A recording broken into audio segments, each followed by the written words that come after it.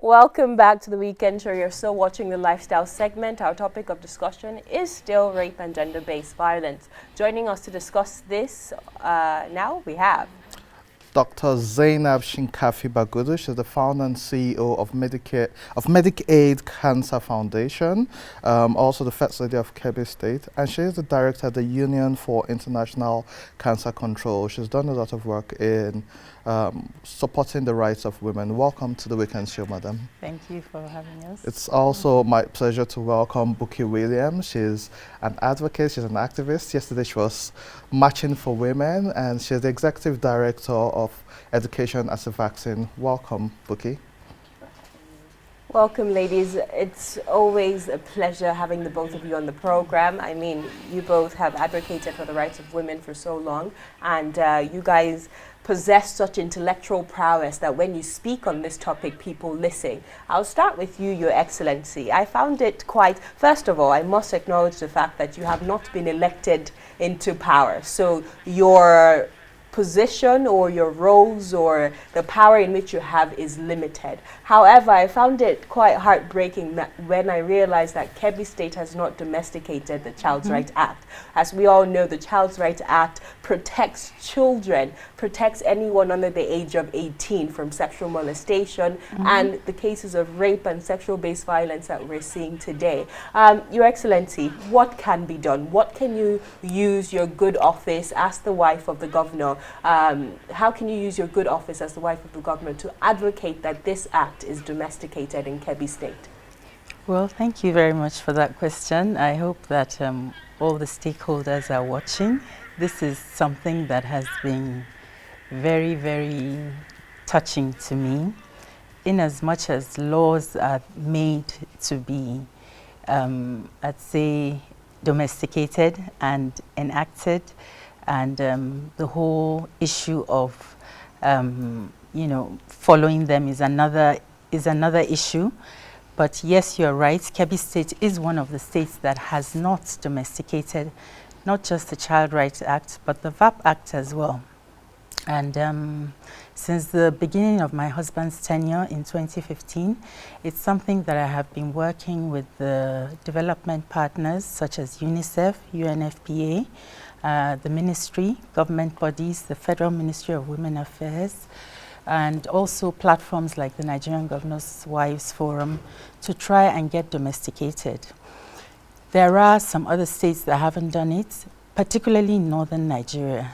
The issues have to do with a lot of, I'd say, confusion between the Nigerian penal laws as well as the existing Child Rights Act as it stands.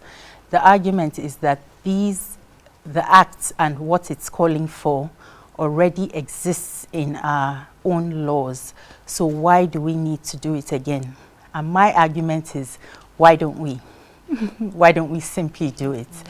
So it's a long battle, but I do believe that with the current conversation and the current outcry, and the fact that almost all the other states have done it, we're almost at the end of that battle. We've worked with the State Ministry of Justice. A committee was set up by His Excellency. That's my husband. This is the first time that we've been able to get to that position, whereby a dialogue was started with the members of the House of State House of Assembly, where they need to deliberate it. He can't just, sign it into law. The members of the State House of Assembly have to agree to it. And then also the religious leaders. Maybe we will talk about it later, but I feel that one of the issues that we have in protecting the rights of children, women, whether it's to do with gender-based violence and other issues like the Almajiri phenomenon, is that there is often a great confusion between culture and religion, and the lethal combination of that misunderstanding and the low levels of literacy when it comes to understanding what we actually mean when we say gender-based violence. People tend to confuse culture with religion and don't know where to draw the lines.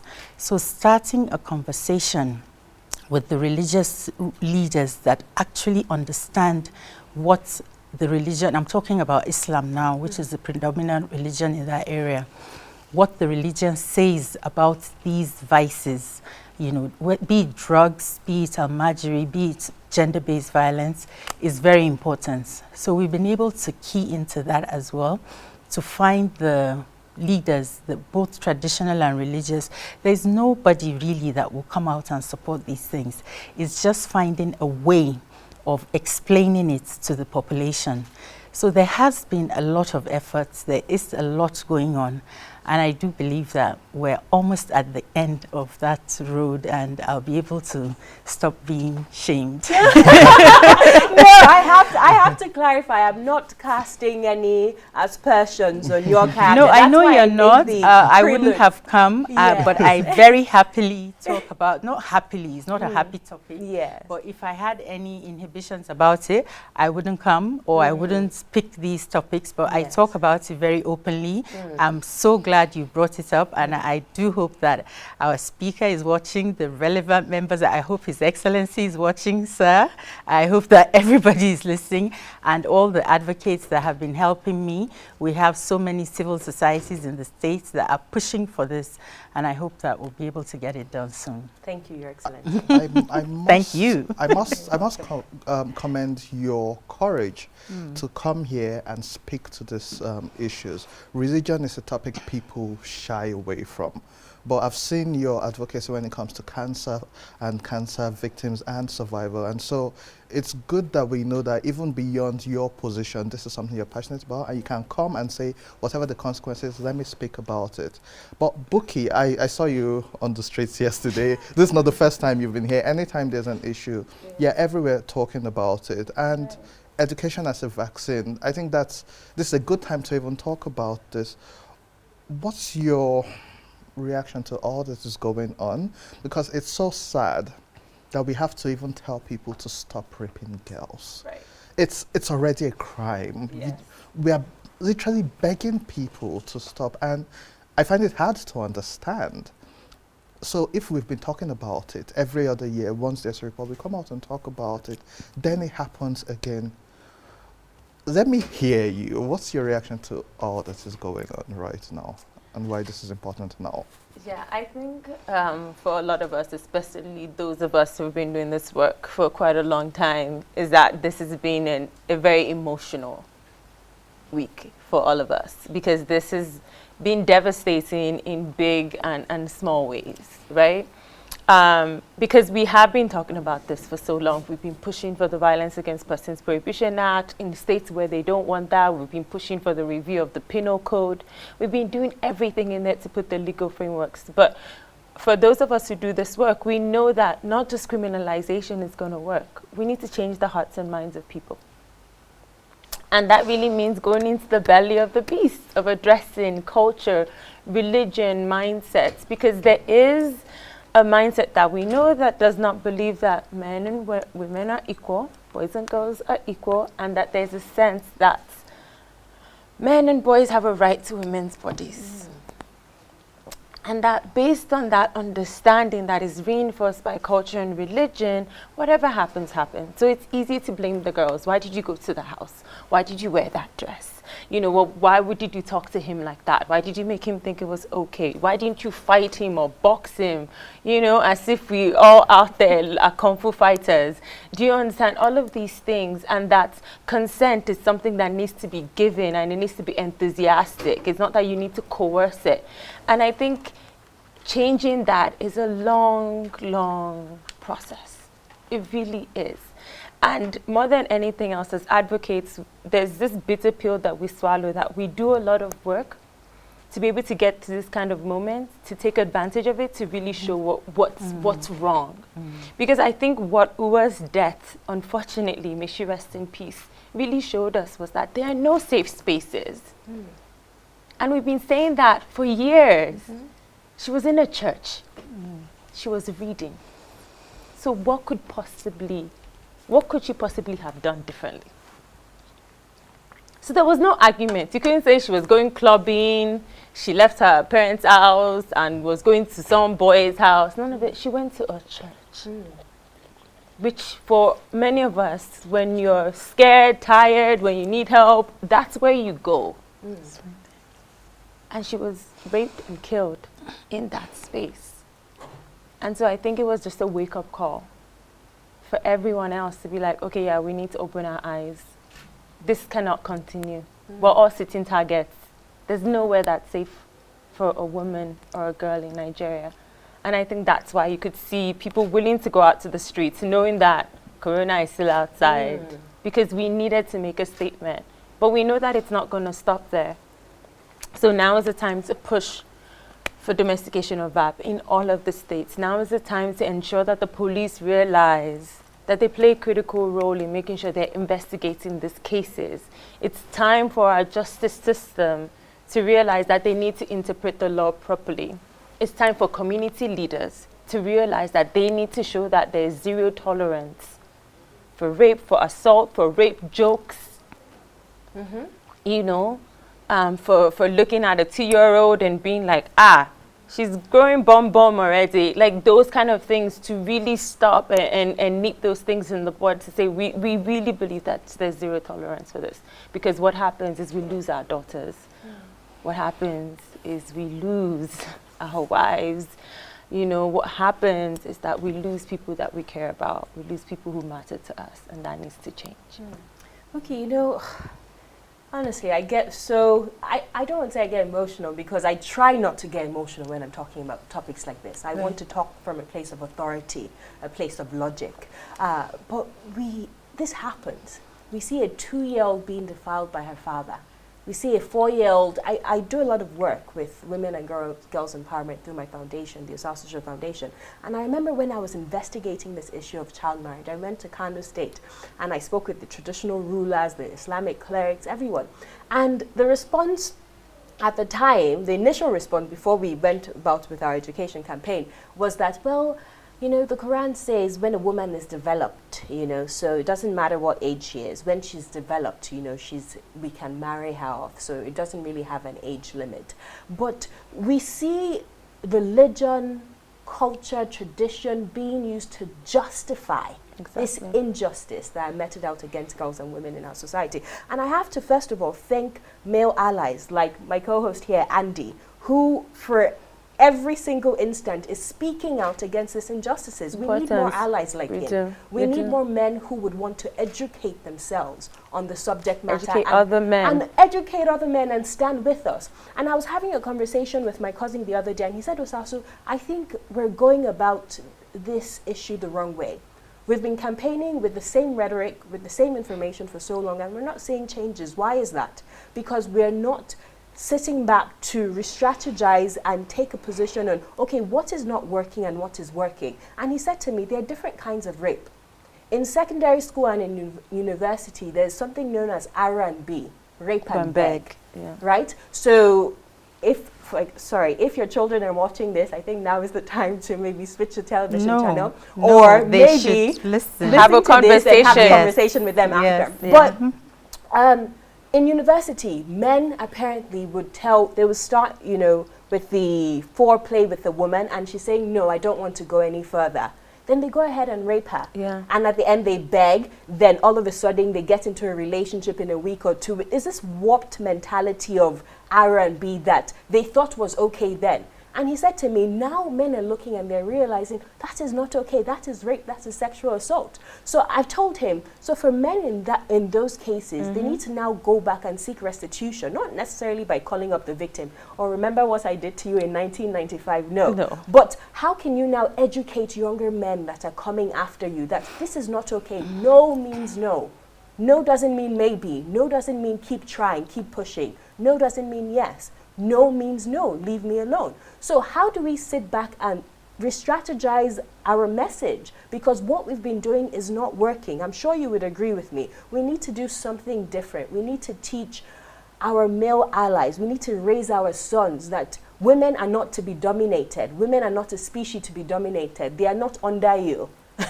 You know, these are your equal partners. How do we go about that, Your Excellency? Well, definitely the whole issue must be approached as a holistic, we need a holistic solution. We're talking about the domestication of laws. We're talking about protests and raising awareness. And you are absolutely correct. The rhetoric has been the same, and we have all these unfortunate deaths that come up, and the conversation is really loud, and then, you know, it goes down again until sadly, another life is lost. But every day, these things are happening. Every day. And we just don't get to hear as much as we do, or we're not as incensed. So what do we do? What do we do? We need a total engagement and social reorientation. And that is where I really feel that we can do a lot. That is where our platforms like the Northern Governor's Wives can come in. We work at the grassroots. We engage the local people. There's a lot of outcry now on the social media, on TV, on radio. It's fantastic. You're doing a great job. But the majority of Nigerians are not on those platforms. And the majority of these horrible acts are happening in the places where those people are. They don't understand. You just described the typical mindset of a lot of people, where they mix up religion and culture, and they are not educated enough. So we know the problem. I just enumerated a little bit of it, and the laws might be there. They don't know whether or not it's domesticated in their states or not. They don't know. The policemen might get them, they might not. But how to reorient their mindset. And this is where I really believe, like Andy said, our target and our orientation and our awareness in the Medicaid Cancer Foundation has been really successful because of that grassroots engagement, working with two key groups of people, the religious leaders and the traditional rulers. Every program that you have, any message that you want to get across in Nigeria, politics, government, rape, you know, anything, any issue you want to get across, we go to a village. If you do not get the buy-in of the village head, you're dead on arrival.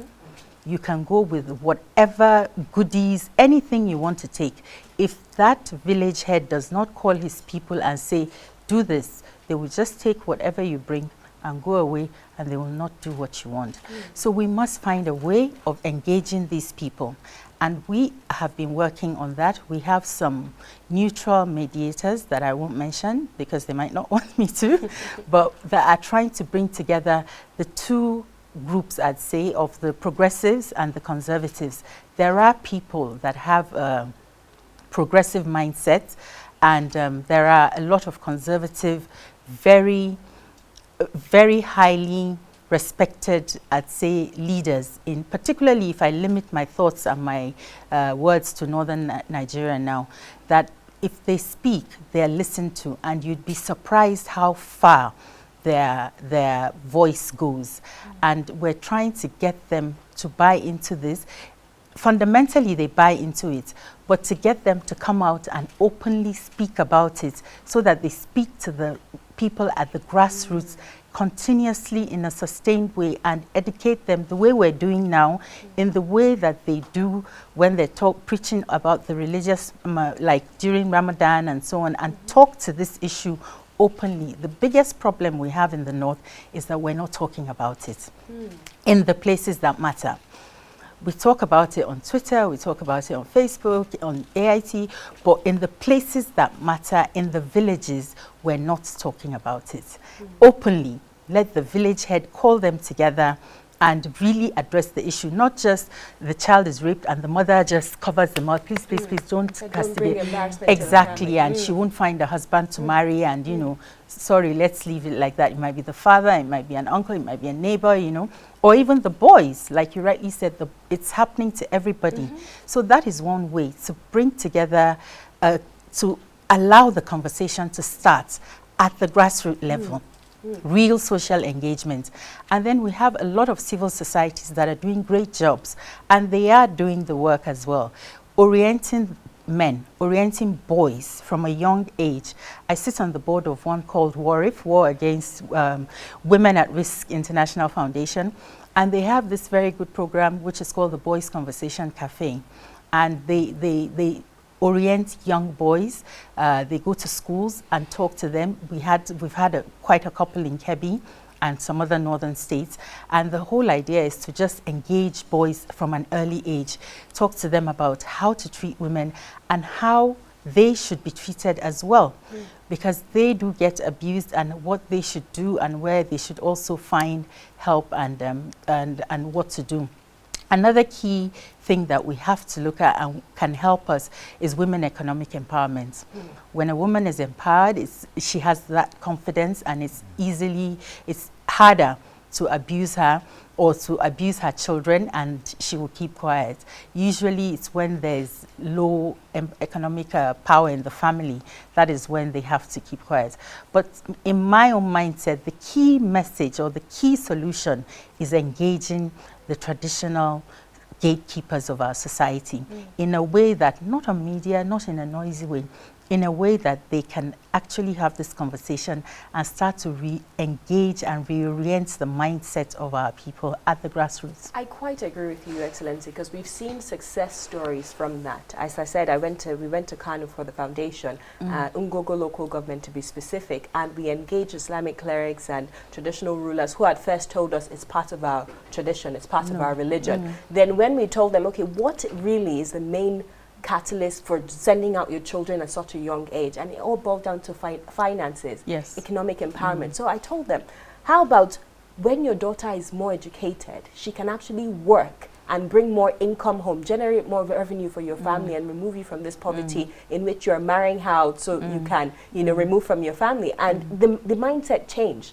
It was a whole educational program for over a week, but it worked. So I agree with you, that grassroots change, that grassroots education is critical. It has to come from there. And as you said, educating our boys and women's economic empowerment. But I have another question before we go to Bukky, is in educating boys, do you find that is more, the message trickles down more, is more receptive when it's coming from a man, or is it just as receptive when it's coming from a woman? It doesn't matter. You need a role model. It just has to be an acceptable role model. The ones we had in Kebbi, His Excellency was a part of it, and he took part in one of the classes. I must say to his credit that despite the fact that we don't have the VAP Act, he's very proactive in all our programs, and he was actually one of those that, if you recall, the VAP Act was passed at the end of the last administration, 2014 or early 2015. Just at the end, it was one of the last bills that was passed in the Jonathan administration.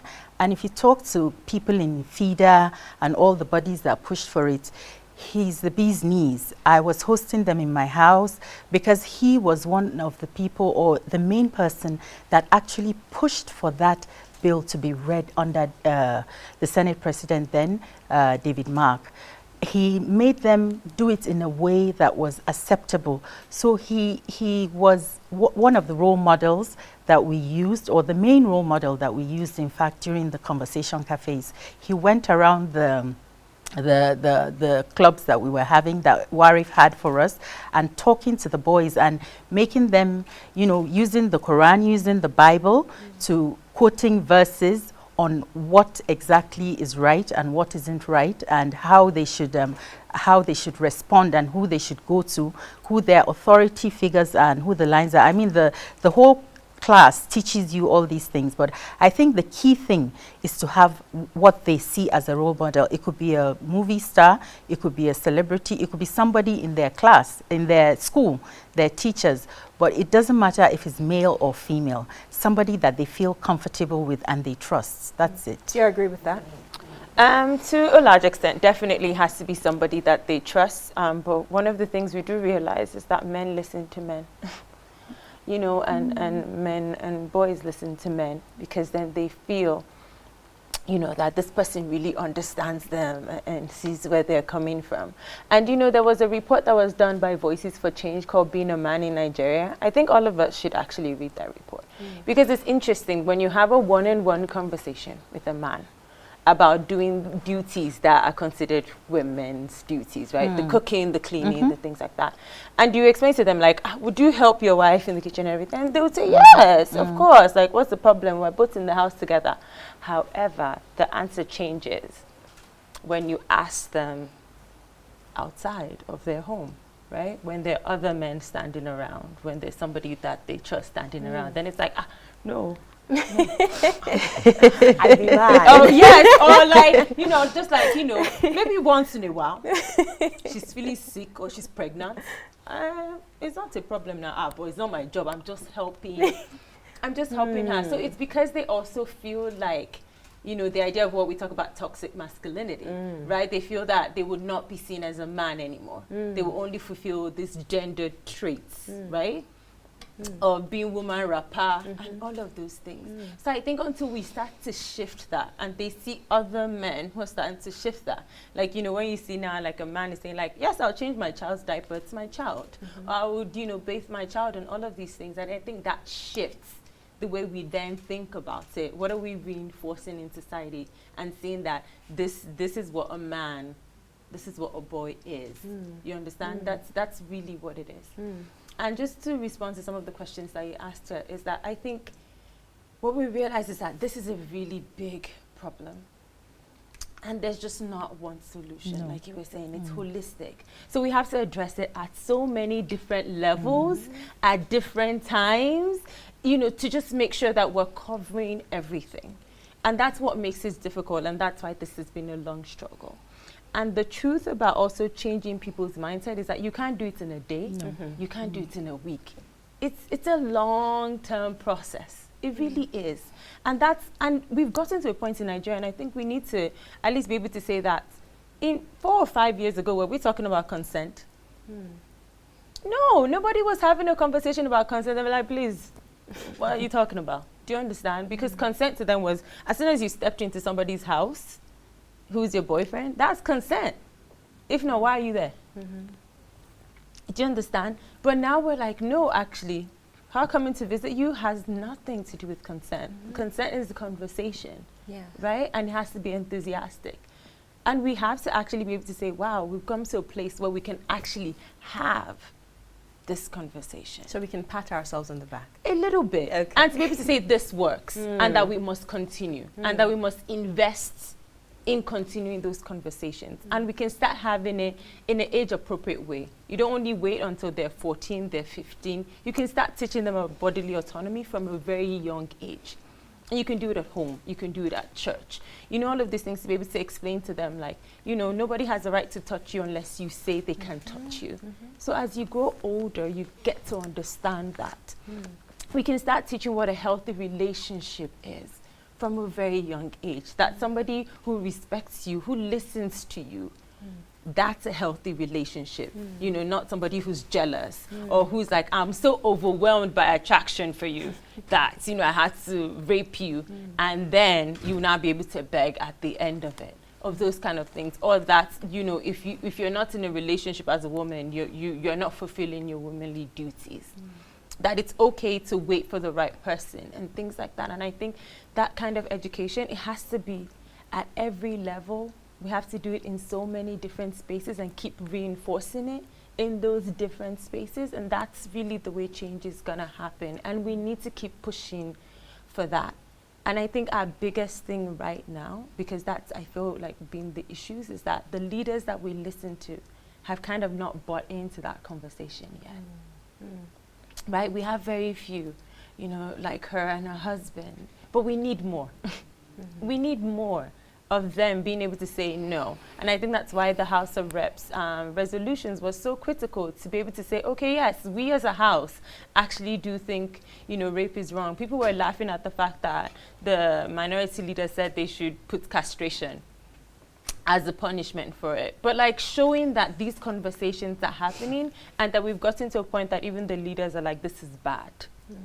And so then even those who can like hide behind the leaders. I remember 2 House of Reps members, I think, made jokes on the floor. And what are their names? Oh my God. Name and shame them. One of them apologized and retracted yesterday. But this is what Bukky was talking about, these jokes where a man will say, "Body no be firewood," No, not now. and you're responsible for making the decision. And it's good that we are speaking about every single person. And not a at sector levels. we must speak about is the media. Yeah. Unfortunately, not everybody is a trained journalist anymore. Not everybody had to work with traditional media like some of us. And so reporting also plays a major role in causing a major problem. So minors are protected by law. So if you find out there's a situation, you see a minor's face already on social media, you see the minor's name, you see the addresses out there. However, also as reporters, what you also do is inform law enforcement agency when you have some information. But the problem which we face is that anybody with a mobile phone and about 1,000 followers says, I'm a blogger, I'm a reporter. And so we need to, and Your Excellency, with the work with people with your level of access, will be doing to also train on journalists, train media on reporting, because it's across the sectors. These old men making jokes about this, forgetting that 2-year-olds are being attacked. They don't understand that these conversations are going on because they see what they see on the media, and it's based on how the media puts it. At some point, they just grow a thick skin and it's no longer important to them. But we need to address every single sector, from boys to fathers to religious leaders, traditional leaders, and also the media. How are we reporting these issues? Because see the way babies' pictures are put out. How many parents will come report a situation of sexual violence against their child if they know their child's face is going to be plastered all over the papers? In courts, they don't put the pictures of children. It's not allowed. In most cases, they need consent from the family if they want to mention the name. So we need to take this responsibility in every area. So some people may not be on social media, but they watch this on TV. You need to know if you're reporting, how about you get your neighbors and go to the police station as a group to report this situation, as opposed to just posting it on social media and saying, I have played my part, until we reach the end. And the end also involves protecting the victims, who we call survivors, protecting them, because they have a whole life to live after this situation becomes extremely important. Yeah, and sticking with media, misinformation is huge. We saw, if you type into Google right now, age of consent in Nigeria, you see 11 years old. That's a lie.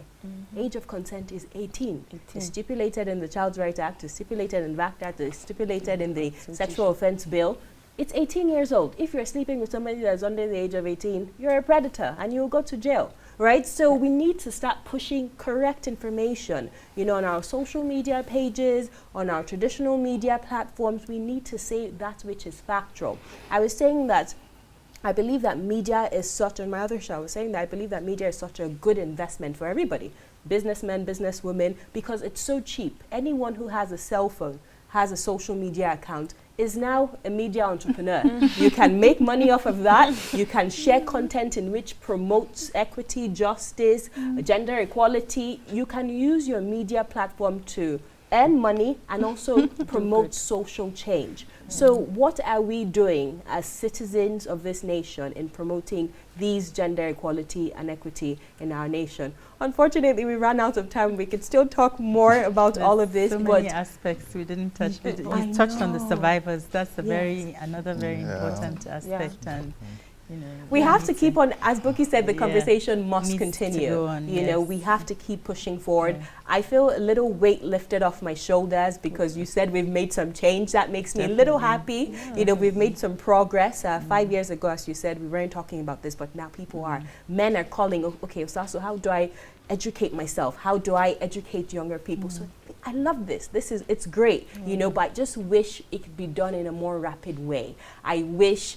you know, we could prevent the young girls that are suffering, that are going through this, the young boys too, that are going through this from these sexual assaults against them. I wish we could just completely end it, but I know we live in a world with good and evil. It's not practical, but we have to keep pushing. We have to keep having these conversations, and platforms such as yours, Education as the Vaccine, and you know the work that you do, Your Excellency, is so integral in furthering this conversation. Sorry. Yes, just to jump in, because I know people think the protest is the last thing, but no, this is a sustained campaign. So we're telling people to call their legislators, call your governors. Yes. That's the next step in the campaign, because they've made promises and we need to hold them to it. So, you know, you can join this conversation online. The hashtag is State of Emergency GBV. Okay. State of Emergency GBV. Please, please, please, we need to continue, because I think what we need to do differently this time is sustain it. Good. So let's keep going. Let's not get tired, because this is happening every day. So we need to make sure our response, that our leaders who are legislators, our community leaders realize that we're serious this time. That's hashtag State of Emergency GBV. GBV. And Yes. you can find the number for all your legislators, your governors on shineyoureye.com. That's shineyoureye.org. Thank you so much. shineyoureye.org. And for the states that have not adopted the Child's Rights Act and the VAP Act, those are Adamawa State, Bauchi, Borno, Gombe, Jigawa, Kano, Katsina, Kebbi, Yobe, Sokoto, Zamfara. Call them. I know some of the governors on this list. I will be calling you. I will be hunting you down. So please expect my call and disturbance. So please, Nigerians, join us in this fight and do the same thing. We'll take a short break right now. When we return, more on the Weekend Show. Don't go anywhere.